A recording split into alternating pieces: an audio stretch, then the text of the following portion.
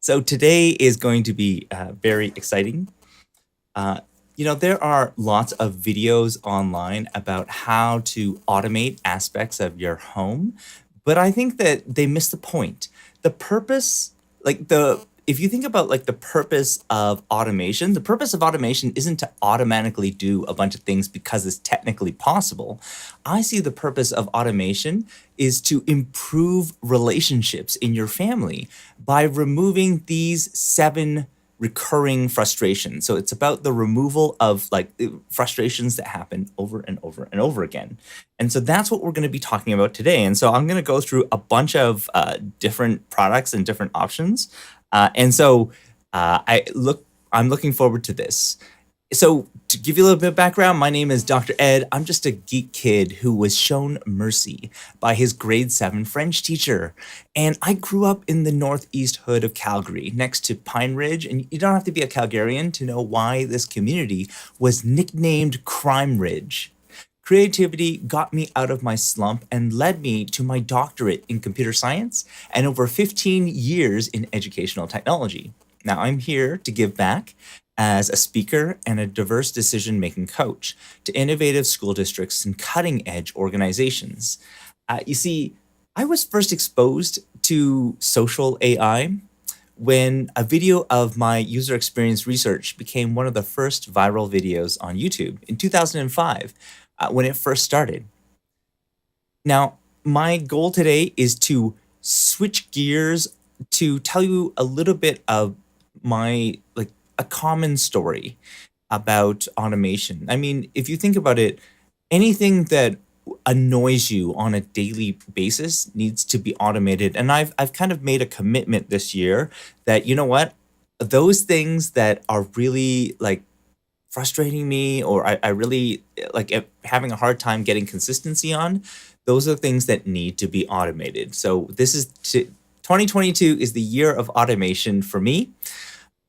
Everything else is kind of like a nice to have. So yeah, you could automate it, but it wouldn't really it's not something that is recurring. It happens every day that annoys you. Like everyday annoyances. That's really what I'm focused on today.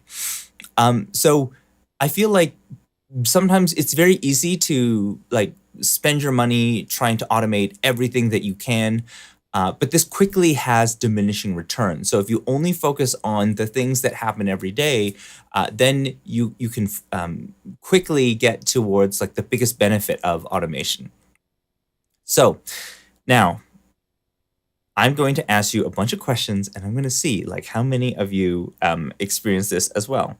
So for example, let's give some examples of key.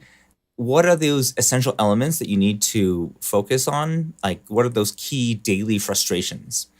Well, one example would be family members leave the lights on, right? So this is the most common thing. Lights are on, and with the growing price of electricity, this is becoming more and more of a concern for parents. So there are different ways that you can automate this, but I feel that one of the best ways that I've found, and there are two different switches that I'll talk to you about. So I use two different types of switches. So one, and they look the same, right? Like these two boxes, they're it's exactly the same, but they're not. The way that they work are different. So there are two different types of switches that I would recommend looking at. So one is called a vacancy sensor, and then the other one is a motion or an occupancy. They call it occupancy switch. So a vacancy switch or an occupancy switch. So this one, although it looks the same, it has a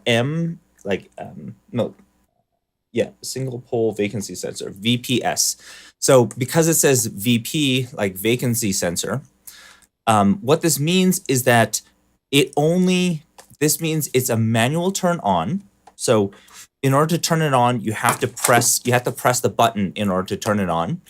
That's the only way it turns on. But then in terms of turning it off, it automatically turns off. So this is perfect for kids' rooms. So if you have a kid's room and they turn on their lights in the morning, but then they always forget to turn it off, and then you're always going, okay, go and turn off the lights.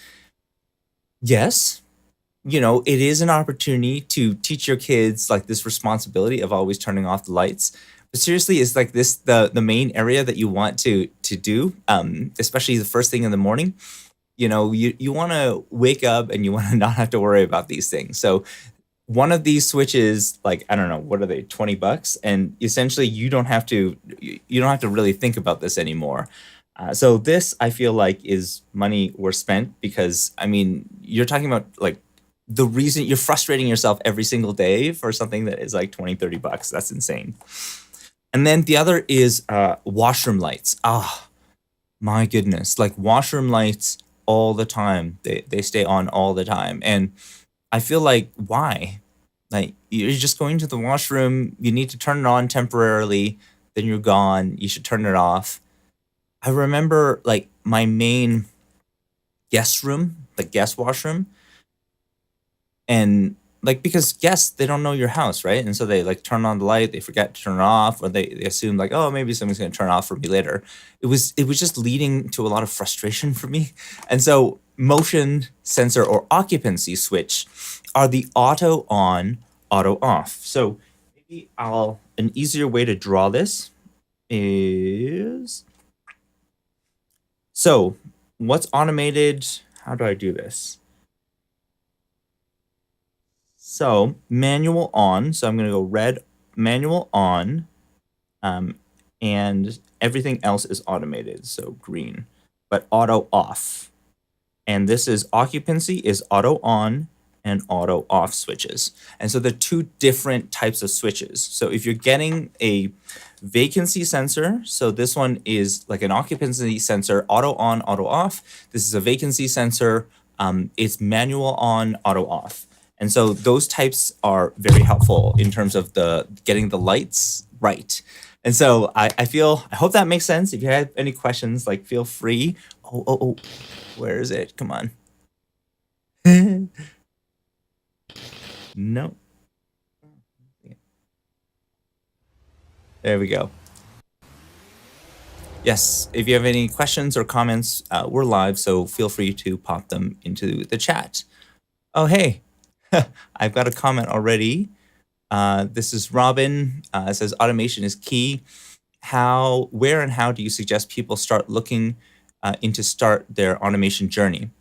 So this is a really great question, Robin, and I'm so glad you asked it. My recommendation for automation is there's a million things that you can automate. Only focus on the things that are daily recurring, right? You want to remove daily recurring frustrations, things that happen every single day that annoy the heck out of you, especially in the morning. Because I feel like if you don't have a good morning, you're not going to have a good rest of your day. So go and figure out what those things are for you, that happen every day in the morning. Those are the things that you want to focus on. Because if that bothers you, like, why should it bother you? Like, we're in a, like, yes, there's a lot of different things. There's an infinite number of things you can automate. Only focus on the things that are daily, that happen every single day. And the reason for this is because, like, this is your life. This is like your lifestyle. Essentially, automation helps prevent this. You have this lifestyle of frustration every single day. So that's my recommendation. So great question, Robin. Really appreciate it. Oh, I have another one from Jackie. Good morning, Dr. Ed. Great info. Really appreciate it. Jackie is in the same speaking class that I'm in, and we are learning so much together. It's phenomenal. So I'm so glad that you're joining us. Okay, the other one that I'm going to add, it's not just these ones, right? So there are also another thing that was really annoying was turning on the bathroom fans. So somebody would turn on the bathroom fan and then they would forget to turn it off, and that was just that was something that was really like triggering for me. And so what I did is I installed a timer, right? And so all it is like a timer. You can specify 15 minutes or 30 minutes. Like essentially, if you can specify the time, so you just say like, oh, I need the bathroom timer on for 15 minutes. Lifesaver.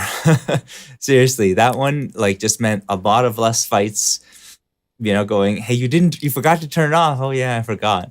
Who cares, right? Like you don't need to remember these kinds of things. Like this is not adding any value to your life. And another one that I found, which was a big relationship saver, was my wife would ask me like, "Hey Ed, can you go and like water the plants? Because if you don't, like, and they're outside, essentially all my plants are gonna die." And like, there is nothing worse that you can do in a relationship than kill your spouse's plants that they had spent so much time trying to trying to protect. And so for this, I actually recommend something like this. So this is the Melnor digital water, like an Aqua timer. And all it is just a programmable thing that you hook up into. So I have like a hose that hooks up into this unit. And essentially it has 4 spouts on the outside. And each one of those can hook up to a different hose. So if I want to water the grass, I can have one to do that. If I want to water the plants, I have another one to do that. If I have a hose that I want to water a particular area, or I have a different one, I have different water timers. And what's nice about these timers is that they're smart enough to know that it rained. So they have rain sensors. So if it detects rain, it just won't water. And you can specify how long it won't water for. And so I found that these like Aqua timers are just very convenient. And there are some people that have like automations built into their house, like it's automatically there's a timer and you can turn it on, but that requires like planning and infrastructure, and we didn't do that in our own home. So one of these, what is it, like 60, $70, $80, like they're well worth it, I found. The key that I found is getting a good seal. And so do you notice how there's like a little bit of like this white tape around it? So just this water seal tape, I've noticed that it leaks. So if you just put it on straight, for my own hoses, they tend to leak water. And that's really bad. If you have a system where like the faucet is on all the time, you'll just be like leaking water onto the ground. And so what I found is that you just use a little bit of the white tape, which is the sealant that you would typically use for any type of like waterproof, and it creates this like watertight seal all the time. It's wonderful. Like, and so I don't have to worry about the water leaking all the time, because that was a major pain point for me. And these ones, like you might be wondering, like how do they run? It just has AA batteries, like just a pair of AA batteries, and I just replace them each year. Once I get started. So we haven't set things up yet, but for me, like the biggest challenge with one of these and anything water is water leakage, right? Like things will want to drip out. And so if you can get some I think it's called like a silicone tape, those can be really, really helpful. And so that's something that I absolutely love. So that was, oh man, which one am I at now? So I did 1, 2, so the 2 light sensors, and I've done the water timer.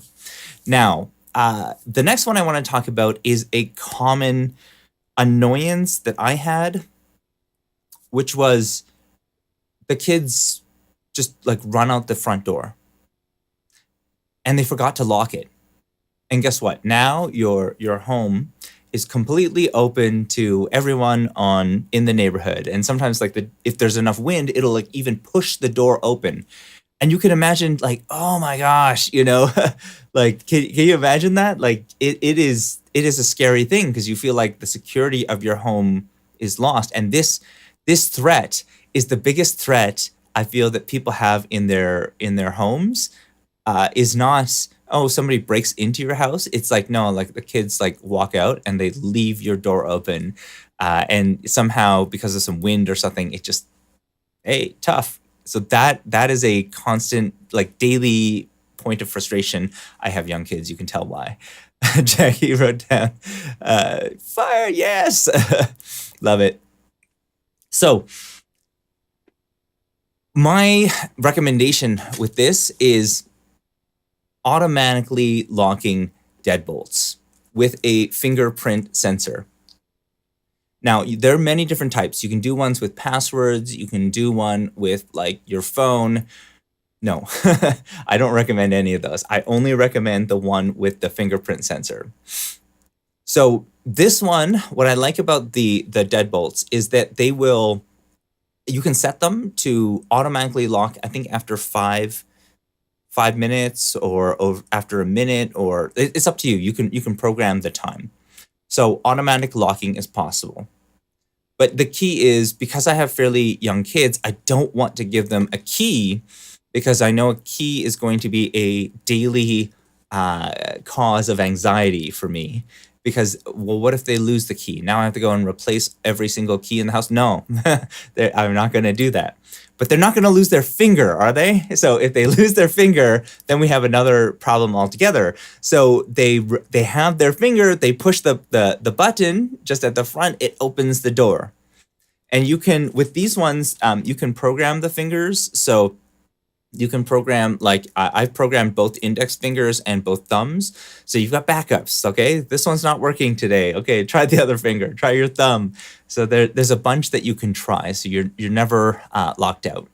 I found that these sensors don't work perfect. So it's good to have some backup fingers programmed. Because it's kind of frustrating when we don't, and if you get it wrong a series of times, it will lock. And you'll get like an email message saying, hey, somebody tried your door a bunch of times, which is good. Like, I want to see that. And you also get like a record inside the app that says, oh, by the way, did you so-and-so opened, like which fingerprint opened, which is really helpful. Like if I'm away from home, I get to see who was there, like who opened it. So that was really, really cool. And so I love that one. Let me see, what else do I have? Okay. Yes. So really the security of your home, automating the security of your home is just another annoyance that happens on a daily basis that I highly recommend. You can see the difference that it makes, because I used to be, it's funny how small little things, oh man, I don't know how to describe this, but in relationships, especially in the family, it's those small little things that build up over time that really get you, that really make you feel like, like I can't get along with this person. And when you think about it, it's like, it wasn't a big deal. It's like, oh, they just left the door unlocked. Oh, they just left the light on.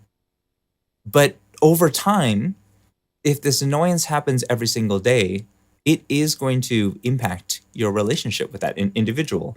And it's like that small little thing that is going to be a trigger.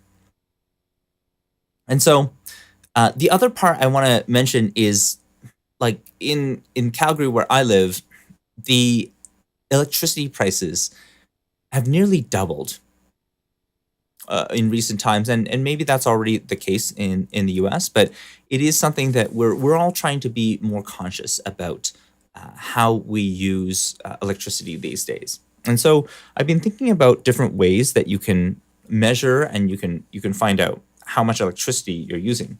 Oh, and I don't have this one on here, so I'll have to add that one.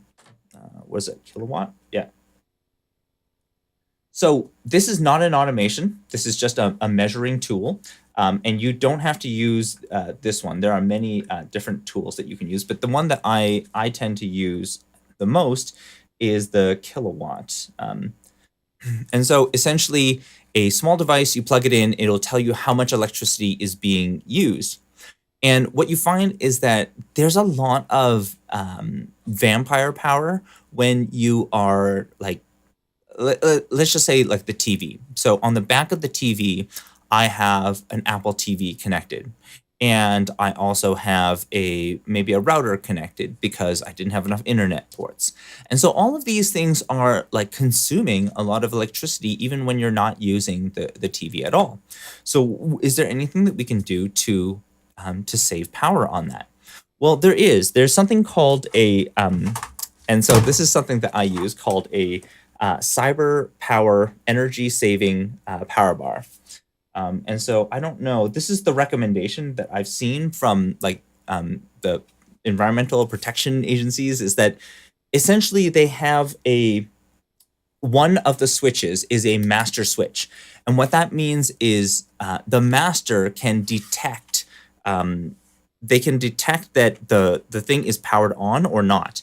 And they said that they have two different threshold settings. So there is a low power, like it's the laptop that's on. So if the laptop is on and it's using power, it what will happen is it will like all the switches, these green, these all these other switches underneath on with on off with master will turn on. So if you have other things that are connected, like a printer, or if you have like a Apple TV connected to your TV, those are things that would automatically turn off when you turn off the TV. It just like would it's kind of a way of grouping power items together. So you just need to turn one thing. David S says, nice hat and jacket. Love it. And then you also have on the top these gray switches, and these gray ones are, by the way, these switches are child proofed. So if you close them this way, it just closes the switch, and then if you open them this way, it just opens the switch. And so these ones are always on. So if you need something that to be always on, could be like your internet router or something, you just need it so that you can run your phones. You plug it into one of these two. But if you don't need it on all the time, then you can automatically turn it off with these switches underneath. So I hope that makes sense, but that is one way of doing the automation. It just automatically batches things that should be off, turns them off together. So that's what is often known as an advanced power switch or a group power switch. And so cyber power, like that's just one of the many different examples. So you'll find ones that work best for you. The other is sometimes you want things to be on and off on a timer. So the example that I use is like Christmas lights, or sometimes you want things to turn on only when you're home, like if you leave for work during the day. And so there are different ways to do it. One is you could set it up on a actual timer. So there are digital timers that you use, and I have several of those that where, look, I only need this TV on like during the weekends and during the evenings. During the day, I'm not watching TV. So it just like automatically turn it on and turn it off. Oh, Rising Saren, you're back. Oh, awesome. Thank you for joining again. I appreciate it. So my recommendation for these ones is the, put it on here. I thought I did. Yes. It's a smart power switch. So this one is called the Mayros smart Wi-Fi surge protector. And I forgot to mention that the cyber power one also was a surge protector. And I believe this one was rated at 1900 joules. So it's decent. It's decent protection. Like if you're trying to protect a TV or a computer, and there's like the risk of surges, surge protectors are crucial. I found that like every electronic device that I have not plugged into a surge protector, when the power goes out and the power like flips back on, that creates a surge. So just losing electricity is enough to fry your electronics. It could fry your laptop. It could fry like a USB port, you name it. And so if it's not surge protected, you have to consider that like the next time you have a power blip in your home, that electronic device is going to be dead. So like essentially surge protectors like are a must in my opinion. So with this one, what I like about this one is that there's lots of different power surge protectors out there, but then each one can be controlled individually. So with this one, you can see there's like 3 green lights. So this one is 3 different switches that you can turn on individually. So you can control which one will be turned on. And then this is a bank of 4 USB power switches. So you can turn on these 4 and you can turn them off automatically. You can program it using an automation inside the Apple, like Apple has some scripts that you can automate. I use automation scripts mainly for things that I need turned on and off on a regular basis. So rather than me having to do this, it saves a ton of time, and I like that a lot. And so that is like my preference is to use if you have something that needs to be done on a timer, or if you want something like the timer, I could just buy a digital timer, and I would recommend just go and buy a digital timer. It's simpler. But if you need something that it's like when I come home, I need certain things turned on. This can detect when you're home, right? Because your phone knows when you're home, and so when you're home, then do these automations. So that can be a very useful thing. It's like when I arrive home, then these kinds of things should be turned on. An example that I would use would be, let's say you have a HEPA filter or a fan. Now, I don't really need it to cool the house, or I don't really need the fan to be on when I'm not home. But when I am home, I would like the fan to be on because it's just really hot, or I want to clean the air at home. And so you only clean the air when you're at home. So that's one way of doing it. Automated makes your life simpler, and it also like results in less conflicts, and that's the whole goal of these things. All right. So the other, oh yes, and I didn't add this one. It is the Harmony remote controls. So maybe this is just a like a guy thing. I find it really annoying. Like you have like one button to turn on the TV, and then you've got another one to change the volume, and then you have like another one that like changes the switch or controls your device, like your Apple TV. Like it's just that. And I love that Logitech has these devices, and I haven't added one. Maybe I should add one. Logitech Harmony. But I feel that these devices, and it's not so much for myself, but it is for my man. Wow, I can't believe how much they are. Okay, this one. That's the lowest price one I can find. Uh, the Logitech Harmony remotes that I've used. What I like about them is that you can do them as tasks. So it's like I just want to watch the Apple TV. Okay, turn on the Apple TV. The control is going to work properly. I want to use the receiver in order to increase and decrease the volume. That's all taken care of for you. And I do feel increasingly like that kind of simplicity has been very useful, not just for myself. Like I'm sure I can figure out like all the five different switches, but it's been really useful for my parents because for my parents, yes, they have a TV receiver, and then they have the TV, and they want to control the volume with it. And the Harmony remote is the one that like puts all of that together. I know that sometimes you can get a TV remote that can do a few different devices, but I've found that for certain things, like if you want to hook up an Apple TV, guess what? It's not going to be supported. And so it's just annoying. Like it supports some things, but not others. And so I've found that that's another thing that I definitely wanted to automate. So how many have we gone through so far? One, two, three, four. Harmony remote. Okay, cool. So I think that's pretty much about it. Oh no, there's one more. So this one is a little bit trickier. So the windows, and this seems like a silly thing, but I think that a lot of what automation is just like making sure that you open and close your windows appropriately. And this is a point of frustration. Like I want the windows open so that we get more air circulation. But when I leave the house, I want to make sure that those windows are closed so I don't have like an easy entry into my home. And so there are tools that you can buy that will automatically open the windows, like they can mechanically open a window. And I'm talking about a sliding window, but there are also ones that do it if your window like opens on an angle. And I found that having something like that is really helpful. So like the example I'll have is in my studio space, I have some bright lights. You can see like it's fairly bright here. Well, those lights generate a lot of heat. And so when I'm running these lights, I really want to I really want it to like not be cooking in here.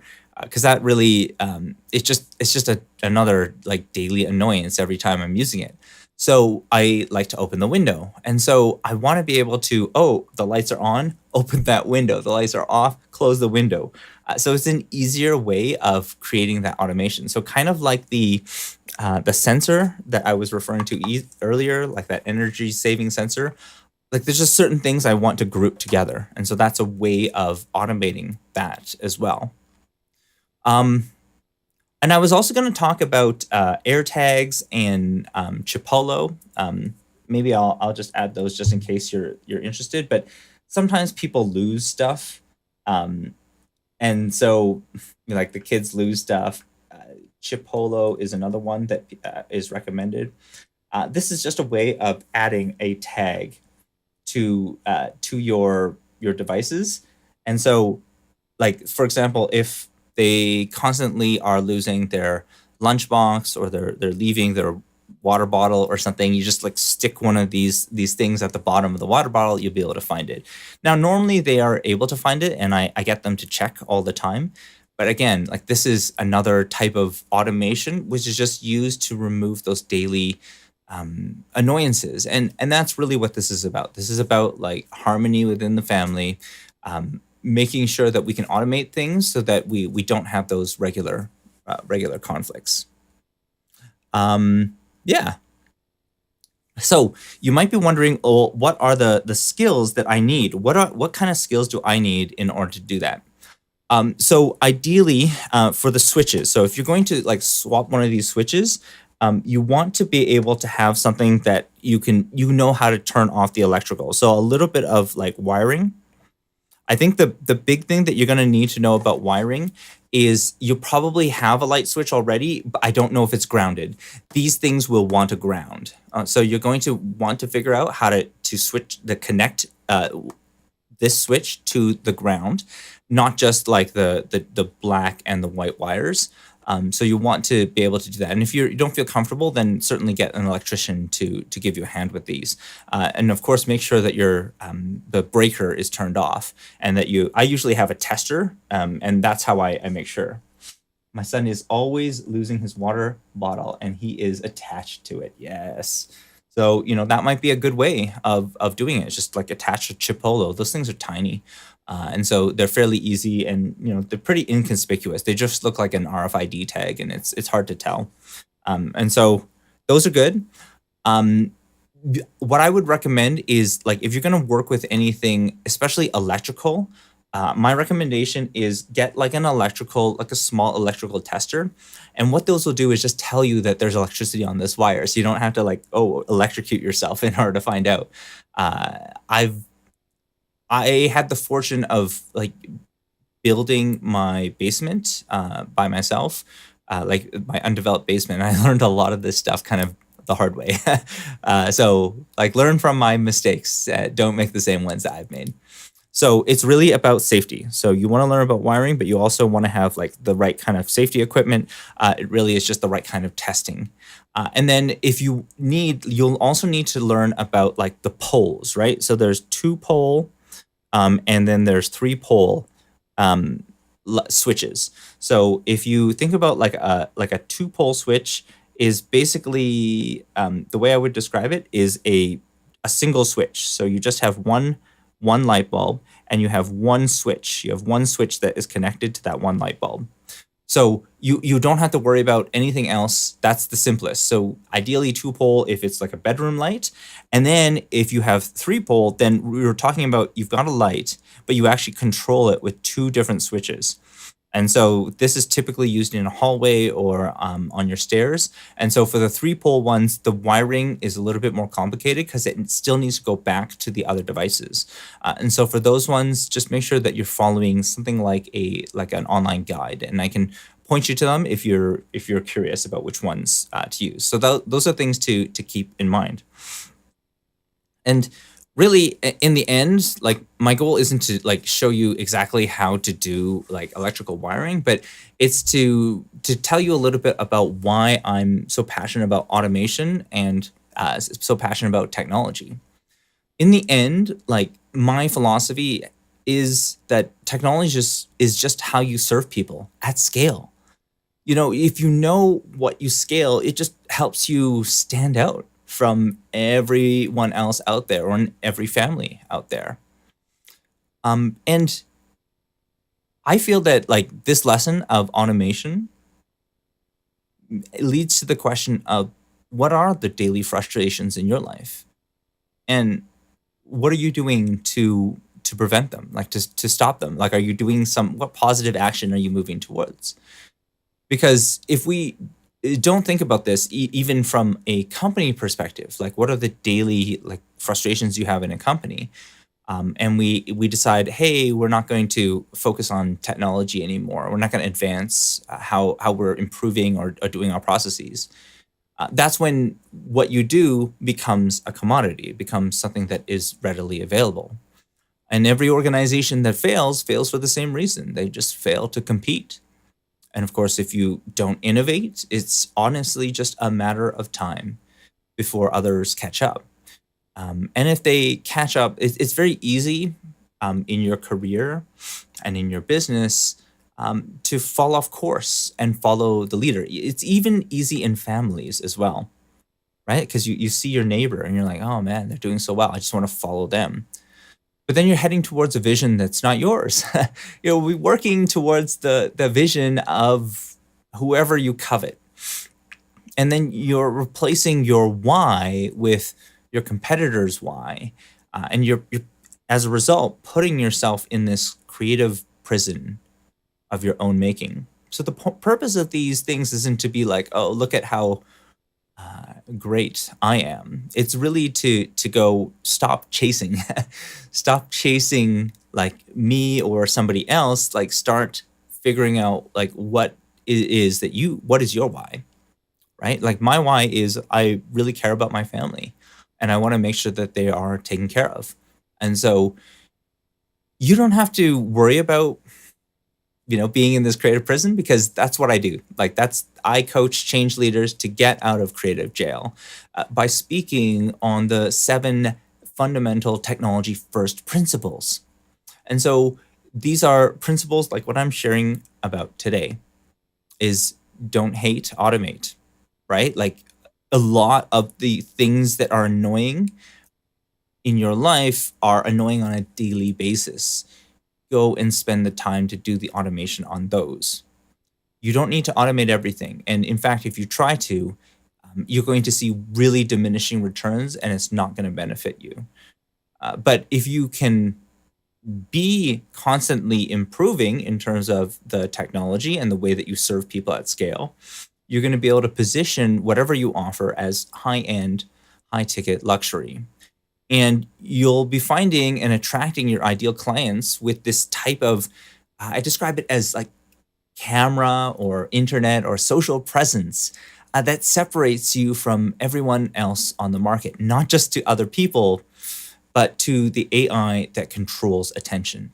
And that's why I'm launching this camera presence creator course. And I'll talk a little bit more about camera presence probably on Thursday, because I want to talk a little bit about some new innovations that I've learned about, like wireless microphones. And you can learn a lot more about this course, this camera presence creator course that I'm going to be running. I'll give a little preview of it on Thursday by just scheduling a call with me or one of my phenomenal geniuses at aiparenting.live/meet. Just pick a time, lock it in right now. But before I go, I want to give you a gift. So if you just go and visit the site, so if you go to aiparenting.live, so it's the logo over here. And you just, if you go to aiparenting.live and you scroll to the bottom of the screen, there's just like a quick sign up for the email list. Sign up for the email list and you'll get a free tool that allows you to look at screen time. So this is one that looks at like, are you using screen time for sedation, relation, or creation? And that's really important because I feel like it's very easy in our day of social media, which focuses on attention, to just like just use it for sedation, just like constantly just be watching more and more videos. And we're missing the point and we're missing the potential of technology. I've never seen technology as just a tool for sedation, just to like have you sit in front of a screen for a lot of times. And I know for a lot of parents, it's like, oh, how do we talk about screen time? We always feel guilty about it. But I don't feel that we need to feel guilty about screen time. We need to feel guilty maybe about using it for sedation, but if we're using it to relate with other people, that's a good thing, right? Like everything I spoke about today, all the technology I spoke about today was just about using technology to help you relate with your own family. Remove those barriers so that you can spend more time doing the things that like building the relationships that you want. Like if them not turning off the lights is the thing that is like holding you back, then stop, like automate that. And then ultimately your goal is to get towards creation. So relation is to know what their interests are. And then once you know what their interests are, then you can move towards co-creation. So what are the things that we can create together? And the reason I mention this is because like in my own story, um, I talked about like I was shown forgiveness from that grade 7 French teacher. And it was because I was caught cheating on my exams. And the in the end, like I had this like parent teacher, I call it a tribunal, but it was really the parent teacher interview between my parents and the teacher. And he said to my parents, you know what? I know Ed is struggling in school, but he's creative. He's creative. So it's okay. I was like, what? Who does that? Like he could have just, kicked me out and said, like, you know what, you're done. You're going to be suspended, which is typical of like no tolerance policies. But he recognized, hey, you're creative, and I realized at that time that I had been putting myself into this creative prison where I would only be creative in the things that were of my interest. And I was limiting my creativity to only the things I was most interested in. And then all the school stuff, like, forget it. I had this weird expectation that it was going to be the teacher who was going to motivate me. Like, it was their job to, like, make school interesting for me and connect it with my interests. But it was wrong. It didn't make any sense. It's the same like as a workplace. Like I had this weird notion that my employer was going to somehow make like work interesting for me. That's not going to happen, right? And it was this realization that no, I make school interesting to me. I make work interesting to me. I am the one who needs to discover through my own creative imagination how to make this interesting. And it was this realization that there are no boring tasks, only boring imaginations. So, yeah, you know what? Turning off the lights is really boring. But if you can find a creative way that you can automate it, then you have you're doing something great, right? Like you've made it interesting again, right? Yeah. You know what? Locking the door is really freaking annoying, but if you can automate it, you've found a creative way. Somebody has found a creative way to solve these problems, these regular annoyances. What are the regular annoyances in your life?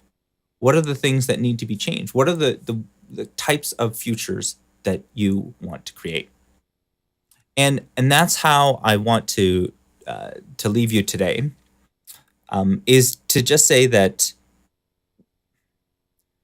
really before I leave, I just want to say that don't forget that you're a phenomenal creator, because the reality is you were made to create just like everyone who is a young kid.